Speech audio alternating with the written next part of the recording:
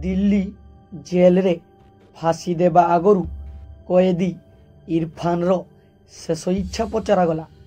से कहिला कि फांसी रो 4 मास परे तार कबर खोली देखिबा पाई। जेतेबेले फांसी रो ठीक 4 मास बीतीगला तार कबर खड़ागला। जेमिति से कबर भितर को समस्तंक नजर पड़ी। से दृश्य देखिकी तो समस्तंक पाद तलू जेमिति माटी खसीगला। पुलिस मजिस्ट्रेट समेत समस्ते बेहोश हो गले। कहीं ना तेबे कबर भितरे एमिति कौन देखिले समस्ते? कहीं इरफान तार मृत्यु पूर्वरु एमिति अजब शेष इच्छा रखिथिला। कहीं कहिथिला कि मृत्युर ठीक 4 मास परे तार कबर खोलिकी देखिबा पाई। एही घटना थिला हृदय थरई देवा परी। निजे न देखिले जानी पारिबेनी। जदि आपण एमिति सस्पेंस कहानी भल पाती ताहाले वीडियो को पूरा देखंतु। मु बारंबार कहिबी जे वीडियो को जमा भी स्किप अर्थात आगकू आगकू करी देखिबेनी, नहेले एते सुंदर कहानी को बुझी पारिबेनी। तो दर्शक बंधु, ए कहानी दिल्ली जेल रो जणे अवसर प्राप्त जेलर आमको पठाई छंती, जिए कि ओडिशार कहानी तांकर स्वर आमर। तांको जीवनर एहा थिला सबुठु भयानक कहानी। तो दर्शक बंधु, आउ डेरी न करी वीडियो को आरंभ करिबा। मो चाकिरी बड़ अजब थिला। बोधे एमिति चाकिरी बहुत कम लोक ही करिथिबे। मु एमिति काम करुछि ना से मनीष सहित मोर व्यक्तिगत शत्रुता थाए, ना मु से लोक को भलरे जानी थाए, तथापि ताकू मु मृत्यु देई थाए। किंतु कौन करिबी? सेईटा मोर चाकिरी, सेईटा मोर कर्म। मु मो जीवनर एमिति सत कहिबाकू जाउछि। आपण माने एहा आगरू जमा भी सुनी नथिबे। मु एही कथा काहाकू भी कहिनी, किंतु मो हृदय रे एहा एक बोझ परी रहिछि। जदि मु एही कथा मु लोकंकू न कहिबी, बोधे मु शांति रे मरी भी पारिबिनी। मो बयस 70 होई गलानी, आउ केबेठू अवसर भी नहीं सारिलेनी। तो दर्शक बंधु, ए कहानी मु निश्चय आपण मानंकु सुनाइबी, कारण लोक माने भी से लोक को जानिबा दरकार। से लोक को मु भल भी कहिबी, आउ जेउ बहादुरी से लोक भितरे थिला, बोधे आपण माने एमिति बहादुरी केबे भी देखि नथिबे कि सुनी नथिबे। आउ कहानी शेष रे आपणकर राय निश्चय कमेंट बॉक्स रे जणाई देबे। तो दर्शक बंधु, से लोक विषय आपण कौन भाबुछंती? से जहा भी करिथिला भूल करिथिला कि ठीक करिथिला? से दिन भर 5टा बाजी सारिथिला। आजी जने कैदी को फांसी देबार थिला। आजी बहुत ठंडा थिला। फांसी घाट उपरे जेउ छात थिला सेईटा भी भांगी जाइथिला। आउ ठंडा पवन बहुथिला। कहीं से ना फांसी घाट जेल ठारू बहुत दूर रे थिला। से कैदीर ना इरफान थिला। से निजर दादा को हत्या करिथिला, तेणु ताकू फांसी दंड मिलिथिला। आउ आज ही फांसी देबार दिन थिला। समय आसिला, आउ याकू से फांसी घाट को नियागला। आमे समस्ते ताकू भेन रे फांसी घाट जाए नहीं कि जाउथिली। मु से जेलर थिली। तो दर्शक बंधु, से दिन पूरा निशब्द माहौल थिला। इरफान भी पूरा चुपचाप थिला, पूरा डरी जाइथिला। किछि लोक तो एमिति अवस्था चिल्लेई थांती, किंतु से लोक पूरा सीधा सीधा ଓ ଚୁପଚାପ ଥିଲା। ଏମିତି ଚାଲୁଥିଲା ଯେମିତି ତାକୁ ପୁରସ୍କାର ଦିଆଯିବ। ଆଉ ତାର ଚେହେରାରେ ହସ ବି ଥିଲା। ତାର ଆଖି ବହୁତ ବଡ଼ ବଡ଼ ଥିଲା। ମୃତ୍ୟୁ ବଡ଼ ଅଜବ। ସାହସୀ ମଣିଷ ବି ମୃତ୍ୟୁର ନାଁ ଶୁଣି ଡରି ଯାଉଥିଲା। କିନ୍ତୁ ଇରଫାନ, ମୁଁ ତାର ପୁରା ପାଖକୁ ଆସିଯାଇଥିଲି ଆଉ କହିଲି କି ଯଦି ତମକୁ କାନ୍ଦ ନ ଆସୁଛି କମ୍ ତମ ହସ ତ ଲୁଚାଇ ଦିଅ।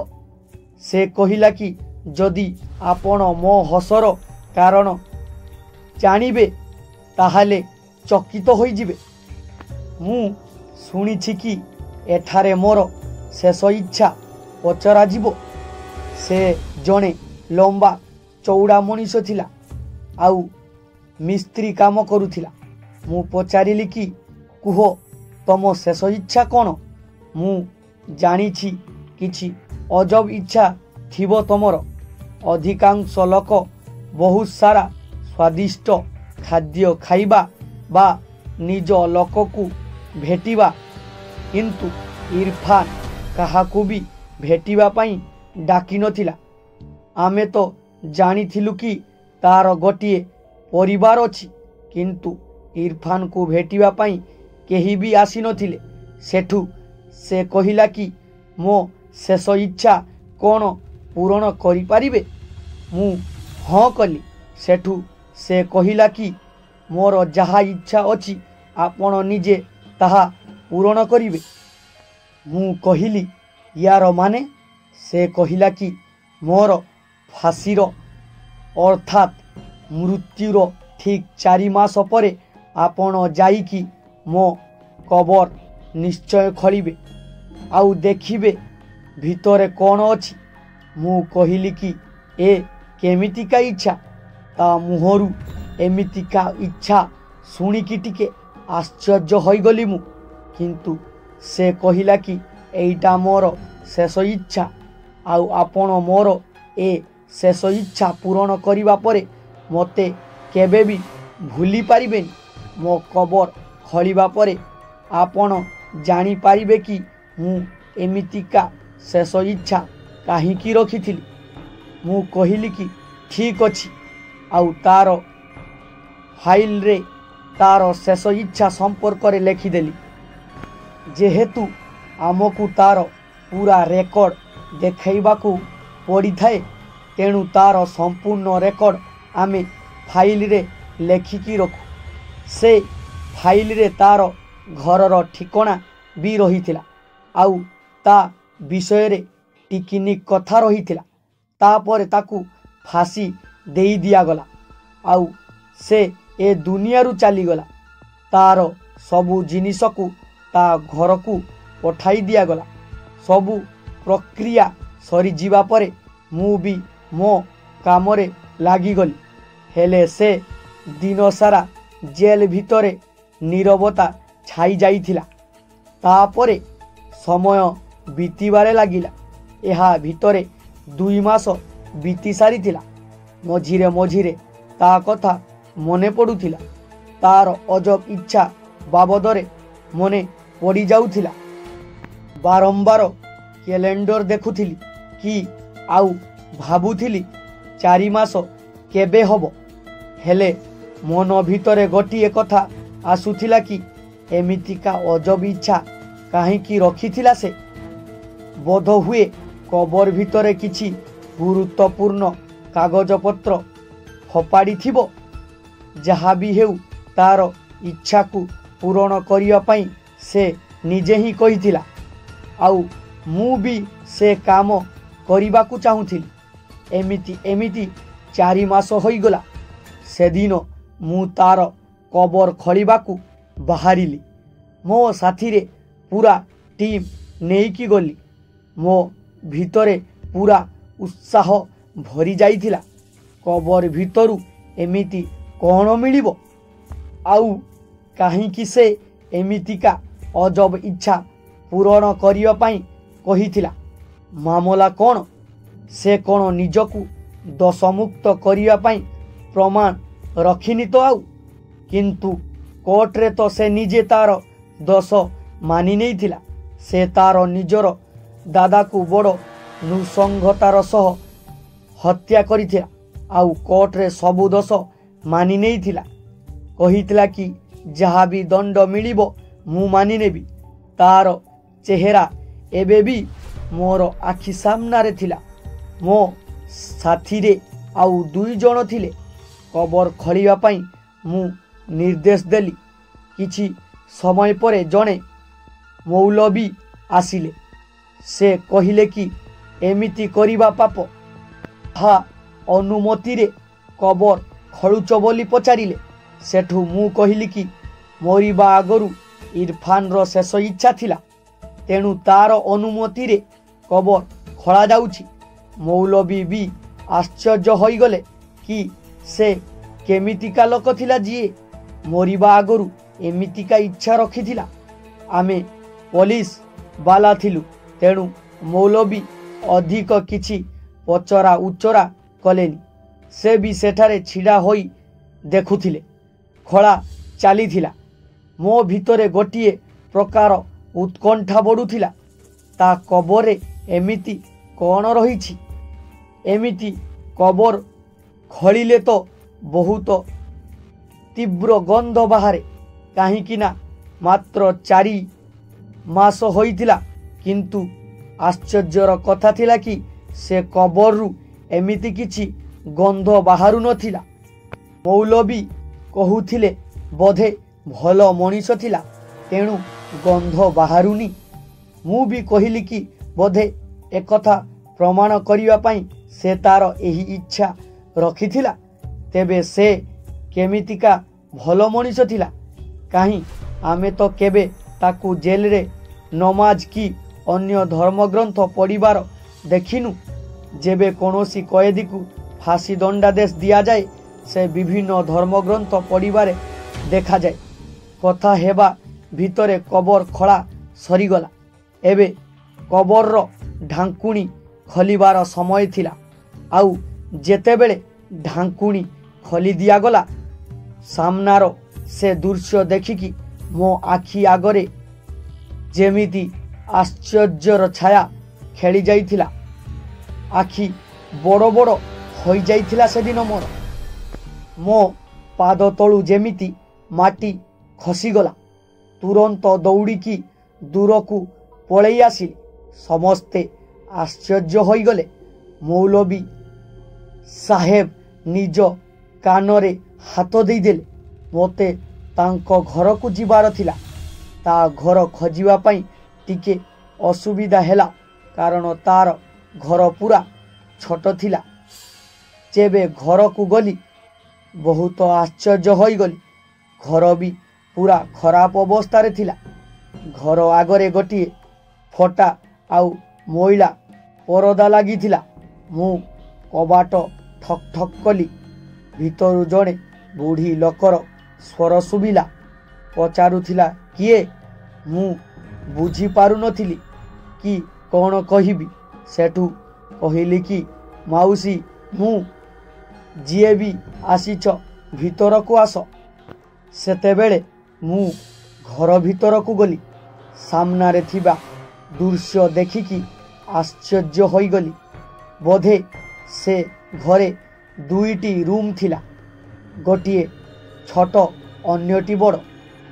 गोटिए रोसई घर।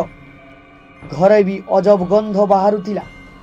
छोटिया अगणारे बसी से बुढ़ी लोक जनक कपड़ा सिलेई करुथिले।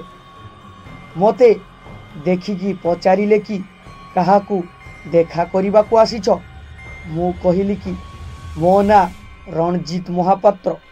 मु आपणक पुओ विषय रे किछि जानिबा पई आसीछि। से तांको पुओ कथा सुनिकी मते अनेइले।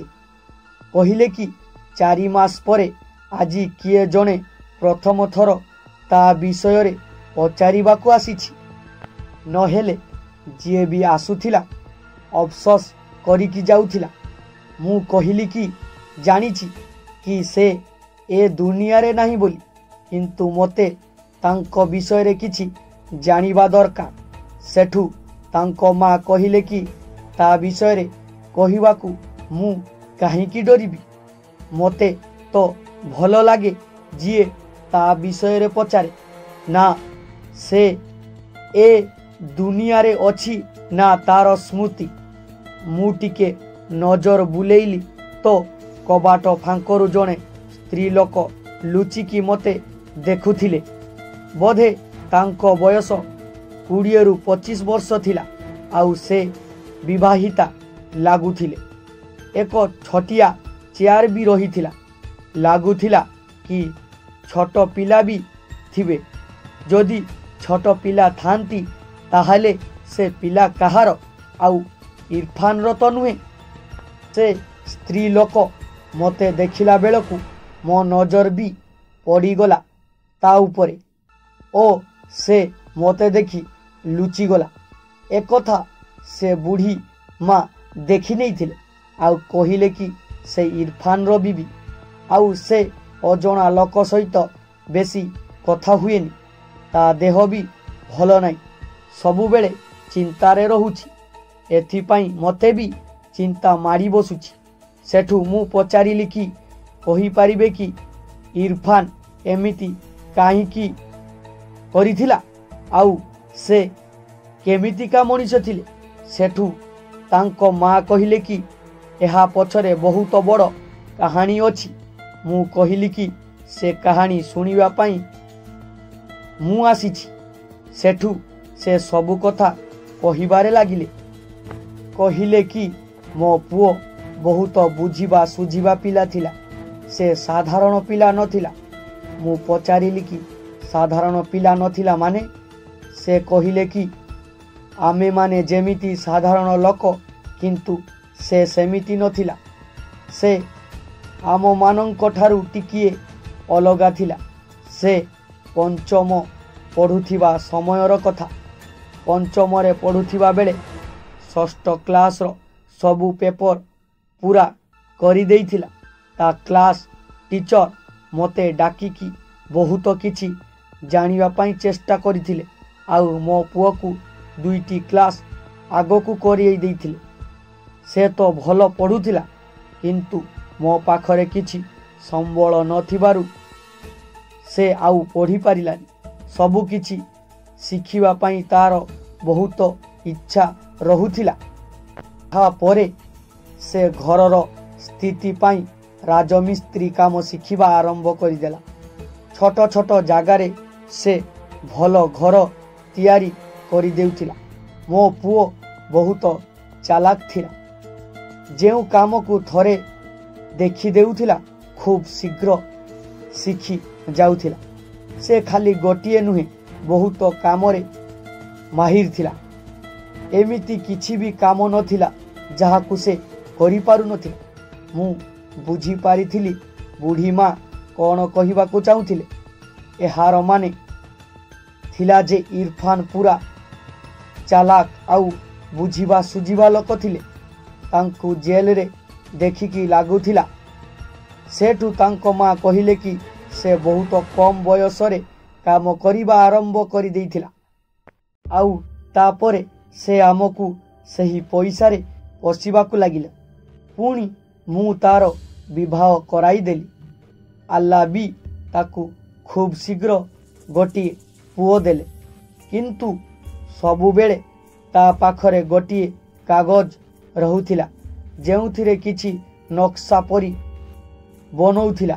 ସେ କହୁଥିଲା କି ଯେଉଁଦିନ ସେ ନକ୍ସା ବିକ୍ରି ହୋଇଯିବ ସେଦିନ ମୁଁ ଧନୀ ହୋଇଯିବି। ପୁଅ ମୁଁ ତ ବୁଝିପାରୁନଥିଲି କି ଏସବୁ କ'ଣ ଥିଲା। ଆଉ ସେ ନକ୍ସାକୁ ସେ ତା ଜୀବନଠୁ ଅଧିକ ଯତ୍ନର ସହିତ ରଖୁଥିଲା ଆଉ କହୁଥିଲା କି କେଉଁ ବଡ଼ କମ୍ପାନୀକୁ ଯାଇ ଏହାକୁ ଦେଖାଇବି ଆଉ ସେମାନେ ମୋତେ ଲକ୍ଷ ଲକ୍ଷ ଟଙ୍କା ଦେଇ ସେ ନକ୍ସା କିଣି ନେବେ। ଯଦି ମୁଁ ଏ ଗାଁରେ ଖାଲି ବସି ରହିବି ତାହେଲେ ମୋତେ କିଏ ସାହାଯ୍ୟ କରିବ? ମୁଁ ଖାଲି ଏଠାରେ ମୋ ସମୟ ନଷ୍ଟ କରୁଛି। ସେଠୁ ତାଙ୍କ ମା କହୁଥିଲେ କି ମୋର ତ ବୟସ ହୋଇଯାଇଥିଲା। ମୁଁ ସାଧା ସିଧା ଥିଲି। ସେ ପଇସା ଆଣୁଥିଲା ଆଉ ଆମେ ଚଳି ଯାଉଥିଲୁ। घर भी ठीक ठाक चालुथिला किंतु आम घर को कहार नजर लगी जाइथिला। मो स्वामी तांको सान भाई ठारू करज नहीं। मो स्वामी मरी जीवा परे दिने मो दियर आसी धमकाइबारे लागिले। से कहिले कि करज सुजी नहेले ए घर मो नारे कर दियो। आमे गरीब थिलु, आम पाखरे केवल एई घर ही थिला, तेणु तांकु केमिति देइथांतु। आमे दियरंको ठारू जेतिकी टंका नेइथिलु ए घर ता ठारू ढेर अधिक दामर थिला, किंतु से चालाकी करुथिले आउ कहूथिले कि ए घर मते देई दियो। से आमकु 8 लाख टंका करज देइथिले आउ ए घर 30 लाख टंकार थिला, केमिति देइथांतु। तेणु सबु बेले कली झगड़ा लागी रहुथिला। धीरे धीरे से गुंडा पठेई धमक भी देउथिले। दिने तो एमिति हेला कि गुंडा को नहीं से निजे आसीगले। इरफान रो स्त्री घरे एका थिला।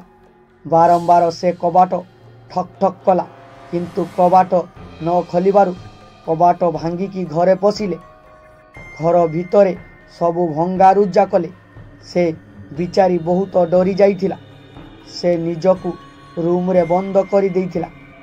जेतेबेले आमे घर को फेरिलु कबाट भंगा जाइथिला। बहु सबु कथा कहिबा परे इरफान बहुत जोर रे रागी गला। आउ ए कथा पचारिबा पई तार दादा घर को गला। सेठारे ता दादा सहित झगड़ा बढ़ी गला। ता दादा लोक माने इरफान को भी पिटिले। आउ कली झगड़ा भितरे इरफान ता दादा को पिटी देला।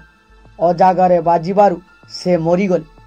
मु कहूनी जे से भल काम करिछि, किंतु जेबे बापा समान लोक ही एमिति जुलुम करिबे तो किए कौन करि पारिबे।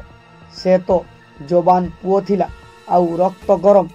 से घटना घटिबा परे से दौड़िकी आसिला आउ कहिला कि सबु किछि ठीक होई जिवो। मु पुलिस पाखरे आत्मसमर्पण करिदेबी। तमर सबु किछि हेबनी, किंतु पुओ मु आजि जाए भी ता कथा बुझी पारुनी कि जेतेबेले से ए दुनियारू चली जीवो केमिति सबु किछि ठीक करी देबो। से आमे जानिथिलु कि पुलिस ताकू धरी नहीं गले ताकू फांसी होई जीवो, किंतु से आउ फेरिबो नहीं। जाऊ जाऊ कहूथिला कि तमे माने साहस हरैबोनी, मु सबु किछि ठीक करी देबी। से तो चली गला। एबे मो पुओ आउ कोन फेरिबो जे सबु किछि ठीक करी देबो। सेठू मु कहिली कि गोटिए जरूरी कथा अछि, किंतु एबे कहिबिनी। तम पुओ पूरा चालाक थिला। से जहा भी कहूथिला मिछ नथिला। से जहा कहूथिले तार किछि ना किछि मतलब थिला। आउ सेईटा बुझिबा पाई मु एठाकु आसीछि। पुणी मु ताकू तांको पुओर शेष इच्छा विषय भी कहिली। ए कथारे तांको माँ आश्चर्य होई मते अनेइले। पचारिले कि तमे कौन कबर खलिछ कि? कबर खली से कबरु खला छाड़ी की पळेई आसीछ? मु हाँ कली। आउ मु आपणଙ୍କୁ भी कहि पारिलिनी कि कथा कौन। आपण कहिले कि आपणଙ୍କ पुओ पाखरे किछि नक्शा अछि बोली, जहाकू से तांको ठारू केबे भी अलगा करू नथिले। मते से नक्शा देखै पारिबे कि? से बुढ़ी माँ मते अजब नजर रे देखिले, काहींकि ना सेईटा तांको पुओर शेष संतक थिला। मु बुझी पारी कहिली कि मु खाली सेईटाकू देखिकी देई देबी। से तांको बहु को इशारा कले। किछि समय परे से सही नक्शा को पठेई देले। मु देखिली कि सेईटा गोटिए बड़ मोटा बही परी थिला, जहा भितरे से बड़ बड़ कागज रखिथिले। आउ सेईटा भी बहुत ओजन थिला। मु तांकू कहिली कि କିଛି ସମୟ ପରେ ଆପଣଙ୍କ ସନ୍ତକ ଆପଣଙ୍କୁ ଫେରେଇ ଦେବି। ଆଉ ଆପଣଙ୍କ ପୁଅ ମୋତେ ଯାହା କହିଥିଲେ ମୁଁ ସେଇଟା ଆପଣଙ୍କୁ କହିବାକୁ ଚାହୁଁଛି। ଆପଣମାନେ ଚିନ୍ତା କରିବେନି। ଏତିକି କହି ମୁଁ ପୁଣି ସେ କବର ଆଡ଼କୁ ବାହାରିଲି। ଆଉ ସେଠାରେ ଥିବା ଶ୍ରମିକଙ୍କୁ କହିଲି କି ଏ କବର ଆଖପାଖ ଜାଗା ବି ଖୋଳ। ସେମାନେ ଶୁଣିକି ଟିକେ ଆଶ୍ଚର୍ଯ୍ୟ ହେଲେ। ଆଉ କହିଲେ କି ଏ ମଶାଣିରେ କବର ଦେଉଥିବା ଲୋକଙ୍କୁ ବି ଡାକିକି ଆଣ। ସେଠୁ କିଛି ସମୟ ପରେ ସେ ଲୋକ ବି ଆସିଲା। ତା ଚେହେରାରୁ ଲାଗୁଥିଲା କି ସେ ଯେମିତି ଦୋଷୀ। ମୁଁ ପଚାରିଲି କି କ'ଣ ଜାଣିଛ? ତମେ ଇରଫାନ ବିଷୟରେ କ'ଣ ଜାଣିଛ? ପ୍ରଥମେ ତ ସେ ଡରି ଯାଇଥିଲା, ପୁଣି କହିଲା କି ହଁ ଜାଣିଛି। ସେ ମୋର ପିଲାଦିନର ଭଲ ସାଙ୍ଗ ଥିଲା। ପରସ୍ପର ଦୁଃଖରେ ସୁଖରେ ବନ୍ଧୁ ଥିଲେ। ସେଠୁ ମୁଁ କହିଲି କି ତାହେଲେ ତମେ ଏସବୁ କରିଛ? ସେ କହିଲା କି ମୁଁ କିଛି କରିନି। ଯାହା ବି ହୋଇଛି ସେ ନିଜେ କରିଛି। ମୁଁ ଖାଲି ତାକୁ ସାହାଯ୍ୟ କରିଛି। ମୁଁ କହିଲି କି ତମେ ତ ଜାଣିଛ କି ଏମିତି ସାହାଯ୍ୟ କରିବା ବେଆଇନ। ମୁଁ ତମକୁ ବାନ୍ଧି ପାରିବି। ସେଠୁ ସେ କହିଲା କି ନା ବାବୁ, ମୋର ଆପଣ କିଛି ବି କରିପାରିବେନି। ତା କଥା ଶୁଣିକି ମୁଁ ଚୁପ୍ ହୋଇଗଲି, କାହିଁକି ନା ତା କଥା ଠିକ୍ ଥିଲା। ପ୍ରକୃତରେ ଘଟଣା ସେଇଆ ଥିଲା କି ଯେତେବେଳେ ଇରଫାନର କବର ଖୋଳାଗଲା, କବର ଭିତରଟା ପୁରା ଖାଲି ଥିଲା। ଏଥିପାଇଁ ତ କବର ଭିତରୁ ନା ଗନ୍ଧ ନା କିଛି ଅଜବ ଘଟଣା ଦେଖିବାକୁ ମିଳିଲା। କାହିଁକି ନା ଇରଫାନ କବର ଭିତରେ ହିଁ ନଥିଲା। ଆଉ ସେ ଯେଉଁ ନକ୍ସା ଦେଇଥିଲା କହିଥିଲା ଇରଫାନ ବହୁତ ଚାଲାକ ଓ ବୁଦ୍ଧିମାନ ଥିଲା। ଜଣେ ବହୁତ ଭଲ ମିସ୍ତ୍ରୀ ଥିଲା। ଲୋକଙ୍କ ପାଇଁ ଘର ତିଆରି କରୁଥିଲା। ସେ ଛୋଟ ଛୋଟ ଜାଗାରେ ଭଲ ଘର କରିପାରୁଥିଲା। ତ ତେଣୁ ସେ ପ୍ରସିଦ୍ଧ ହୋଇଯାଇଥିଲା। ଛୋଟ ଛୋଟ ଜାଗାରେ ବି ସେ ବଡ଼ ବଡ଼ ଘରର ନକ୍ସା କରିଦେଉଥିଲା। ଲୋକମାନେ ଦେଖିକି ଚକିତ ହୋଇଯାଉଥିଲେ। ସେ ସେମିତି ଜାଗାରେ ଏମିତି ଘର କରିଦେଉଥିଲା, ସେଥିରେ 2-4ଟି ରୁମ୍ ଆଉ ରୋଷେଇ ଘର ବାହାରି ଯାଉଥିଲା। ସମସ୍ତେ ଆଶ୍ଚର୍ଯ୍ୟ ହୋଇଯାଉଥିଲେ। ଛୋଟ ଜାଗାରେ ଏତେ ସୁନ୍ଦର ଭାବରେ କେମିତି କରିପାରୁଥିଲା। ଟିକେ ବି ଜାଗା ବର୍ବାଦ ହେଉନଥିଲା। ଆଉ ସେ ନିଜ କବର ସହିତ ବି ଏମିତି କରିଥିଲା। ତା କବର ପାଖରେ ଗୋଟିଏ ରାସ୍ତା ତିଆରି କରିଥିଲା।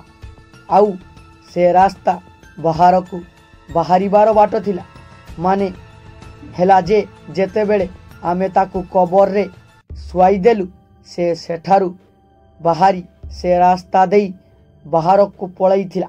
କିନ୍ତୁ ଆଶ୍ଚର୍ଯ୍ୟର କଥା ଏଇଆ ଥିଲା କି ଆମେ ତ ଫାଶୀ ଦେଇଥିଲୁ, ଆଉ ସେ କେମିତି ବଞ୍ଚିଗଲା? ଆଉ ତାର ଜବାବ ବି ମୋତେ ମିଳିଗଲା। ବୋଧେ ସେ ମରିନଥିଲେ। ହେଲେ ଏହା କେମିତି ସମ୍ଭବ? ସେଠୁ ମୁଁ ତାଙ୍କର ସାଙ୍ଗକୁ ପଚାରିଲି କି ସେ ଏବେ କେଉଁଠି? ସେ କହିଲେ କି ମୁଁ କହିବିନି। ମୁଁ କହିଲି କି ମୁଁ ପ୍ରମିଜ କରିଛି ଯେ ଇରଫାନ ସହିତ କିଛି ବି କରିବିନି। ଆମେ ତାଙ୍କୁ ଦ୍ୱିତୀୟ ଥର ଫାଶୀ ଦେଇପାରିବୁନି। କିନ୍ତୁ ତମେ ମୋତେ କୁହ କି ସେ କେଉଁଠି ଅଛନ୍ତି? ପୁଣି ସେ ମୋତେ କହିଲେ କି ଏଠାରୁ ଦୂର ଏକ ଗାଁ ଅଛି, ସେ ସେଠାରେ ଅଛି। ମୁଁ ଏକୁଟିଆ ସେ ଗାଁ ଆଡ଼କୁ ଆଗେଇଲି। କିଛି ସମୟ ମଧ୍ୟରେ ମୁଁ ସେ ଗାଁରେ ପହଞ୍ଚିଗଲି। ଆଉ ଗାଁ ଭିତରେ ପଶିବା ପରେ ଯାହା ଦେଖିଲି, ମୁଁ ତ ଆଶ୍ଚର୍ଯ୍ୟ ହୋଇଗଲି। କାହିଁକି ନା ମୋ ସାମ୍ନାରେ ଇରଫାନ ଛିଡ଼ା ହୋଇଥିଲେ। ଏହା କେମିତି ସମ୍ଭବ ଥିଲା? ଆମେ ତ ତାଙ୍କୁ ଫାଶୀ ଦେଇଥିଲୁ। ଆଉ ତାଙ୍କ ମୃତଦେହ ନେଇ ତାଙ୍କ ଘର ଲୋକଙ୍କୁ ଦେଇଥିଲୁ। ତଥାପି ସେ ବଞ୍ଚିଗଲେ କେମିତି? ତାଙ୍କ ଚେହେରାରେ ଆଜି ବି ହସ ଥିଲା। ସେ କହିଲେ, ଜେଲର ସାହେବ, ଆପଣ ଜାଣନ୍ତୁ ଯେ ମୁଁ ସେଦିନ କାହିଁକି ହସୁଥିଲି ଏବଂ ଆଜି ବି ମୋ ମୁହଁରେ ସେହି ହସ ଅଛି। ତୁମକୁ ସେଦିନ ମୁଁ ଯେଉଁ କଥା କହିଥିଲି, ଆଜି ତୁମେ ଦେଖି ତାହା ଆଶ୍ଚର୍ଯ୍ୟ ହୋଇଯାଇଥିବ। ମୁଁ ଆପଣଙ୍କୁ ସ୍ପେଶାଲ ଚା ପିଇବାକୁ ଦେଉଛି। ତାଙ୍କ ପୋଷାକ ଓ हालातरू जना पड़ुथिला कि से किछि परिश्रम काम करुथिले बोली। मु सामना को देखिली तो एक छोट घर तैयारी चलीथिला। मु से घर भीतर को गली। आउ जेतेबेले से घर को पशिली तो चकित होईगली। सेईटा तो बाहर को देखिबा को छोट घर थिला किंतु भितरे राजमहल परी थिला। एते छोट जगारे से एमिति घर तैयारी करिथिले। से मते आनी चा देले आउ कहिले कि पी दियंतु, डरंतुनी, मु आपनकु मारिबाकु चाहुनी। मु पचारिली कि ए सबु कोण? से कहिले कि बहुत ठंडा थिला से दिन। आउ आपण जानिछंती जे मनीषर जेबे जाए हाड़ भांगिनी से जाए से मरिनी। आउ मु लंबा मनीष थिली। एथि सहित मु जगरे बहुत विश्वास करुथिली आउ बहुत प्रैक्टिस भी करुथिली। जगरे एमिति शिखा जाए कि आपण धिक समय जाए भी निश्वास प्रश्वास नहीं रही पारिबे। अधिक समय पर्यंत आपणकर निश्वास रखिबा पई सेमिति जग प्रैक्टिस करा जाउथिला। तेणु से दिन से जग काम देला। फांसी देबा परे मु मो निश्वास प्रश्वास बंद कर देइथिली। आउ डाक्तर परीक्षा निरीक्षा करिबा बेलकु मो निश्वास चालू नथिला कारण मु चापी देइथिली। सही परी ठंडा दिन रे हाड़ भांगिबा बड़ मुश्किल। आउ मो भाग्य भल थिला मु बंची गली। आपण तो जानिछंती जे पुलिस रेकर्ड रे मरी जाइथिबा लोक को द्वितीय थर पई फांसी दिया जाई पारिबनी। मु पूरा द्वंद्व रे थिली। हाथ मुठा करी मु तांको आड़ को अनेइली। से ठीक कथा कहूथिले। आउ सेथि पई इरफान को आउ किए भी किछि करि परिबेनी। से कहिले कि मु एबे दुनिया काम करिबी एवं दुनिया आगरे सबु काम करि परिबी किंतु केही मोर किछि करि परिबेनी कारण दुनिया आगरे मु मरी सारिछि। किंतु वास्तव रे मु बंचिछि, घर तैयारी करुछि। एठारु जीवित मो परिवार मो पिला छुआ पाखकु फेरी जीवी। ए घर को तैयारी करिबा पई मते 4 मास लागी जाइछि। एबे 20 दिन बाकी अछि। तापरे एठारे आमे माने आराम रे रहिबु। एठारे भी मो ना काहाकु कहिनी आउ मो खुलिया भी टिके बदलाई देइछि। से तांको चेहरा रे दाढ़ी बढ़ी देइथिले। मु कहिली कि एहा परे तमे दोष तो करिछ पुणी दंडरू मुकुलिबा पई ए सबु काहीकि कल?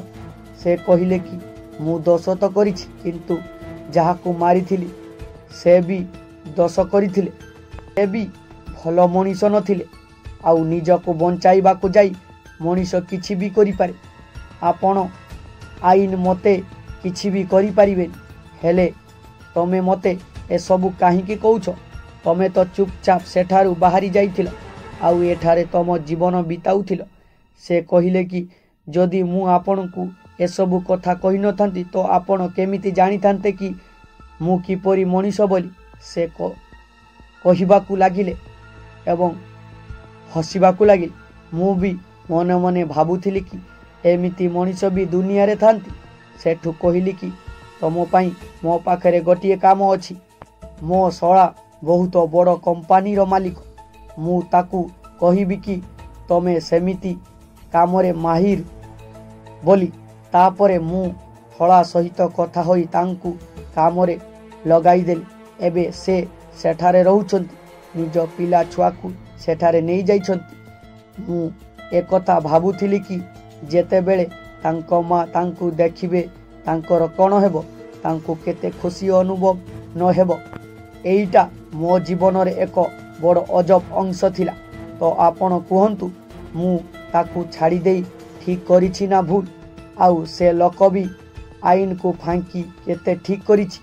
कमेंट बॉक्स रे निजर मत जणाइबे। आउ आपणक मतामत को पढ़ी मु भी टिके शांति पाई पारि। वीडियो भलो लागिथिले निश्चय लाइक शेयर सब्सक्राइब करबा सहित चैनल रे आसीथिले चैनल रे सुंदर कमेंट करिवे। आउ हाँ बेल आइकन को दबाई देबे जमारे भूलिबेनी। धन्यवाद।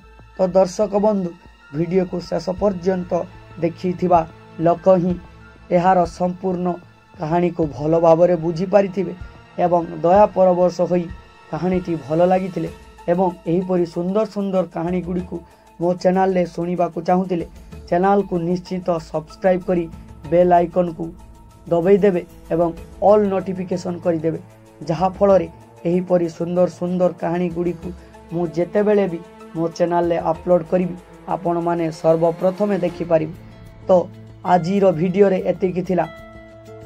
धन्यवाद।